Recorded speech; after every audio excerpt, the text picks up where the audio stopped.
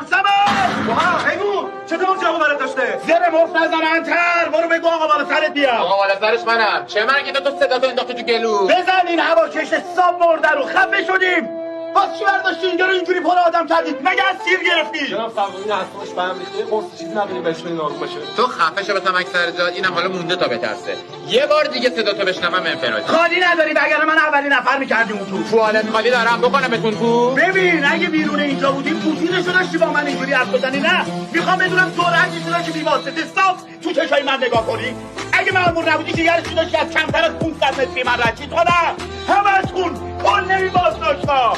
برو اتفاقا خدا تو شکر کن مامورم دستم بسته وگرنه همون بلایی رو سرت می‌آوردم که تک تک خانواده‌های این بدبخت آرزوشون بوده سرت بیاره محصول کار شماست اینم لایه اینا داد صداتون نشنوم